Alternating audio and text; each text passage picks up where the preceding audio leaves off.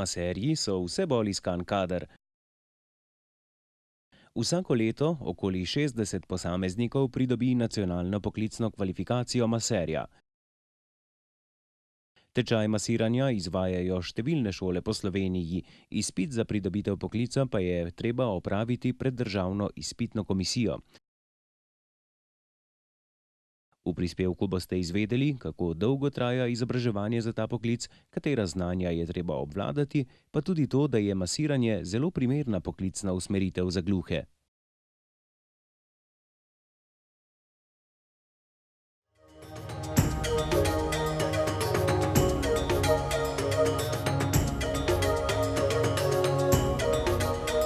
Postopek pridobitve nacionalne poklicne kvalifikacije ni tako kompliciran.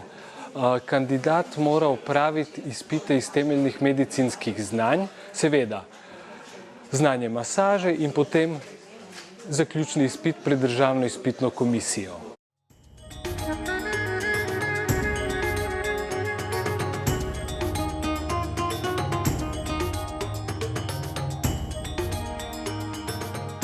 Masaža je fizično zahtevna dejavnost, maser mora biti v dobri fizični kondiciji.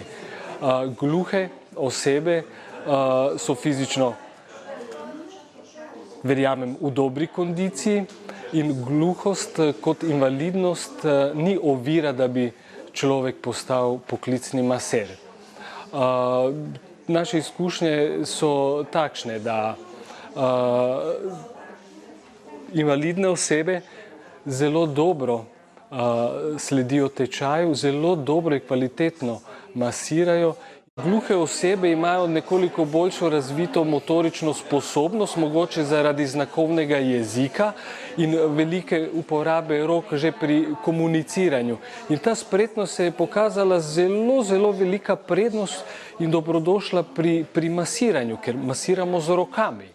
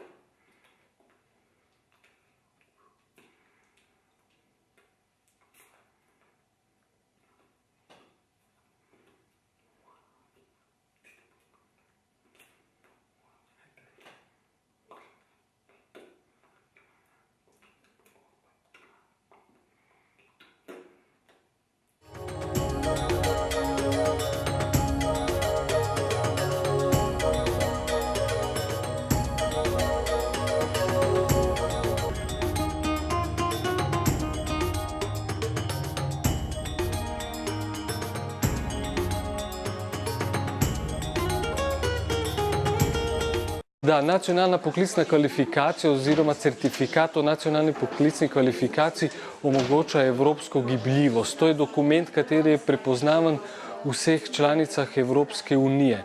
Naši tečajniki se zaposlujejo v tujini, zaposlujejo se tudi doma. Veliko njih je odprlo tudi samostojno obrt, zaposlujejo se v športnih klubih, wellness centrih in zdraviliščih. Tako da možnosti za zaposlitev so kar precejšnje, še posebej zaradi tega, ker se Slovenija nekako pozicionira kot wellness središče v tem delu Evrope. Tako da verjamemo, tudi v prihodnosti bodo možnosti za zaposlitev kar precejšnje. Cena spet nekoliko varira glede na vstopne pogoje, katere ima kandidat. Če ni treba upravljati pripravi iz temeljnih medicinskih znanj, potem je cena nekoliko nižja. V glavnem stroški se gibljajo tu nekje do 550–600 evrov.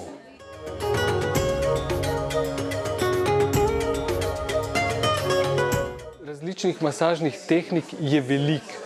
In potem se na osnovi tega certifikata oziroma pridobljenega znanja da nadgraditi z marsikatero masažno tehniko. Mi na primer poučujemo športno masažo, ortopedsko masažo, lomi havajsko masažo, tujina kitajsko medicinsko masažo, limfno drenažo, refleksno masažo stopal, klasično masažo.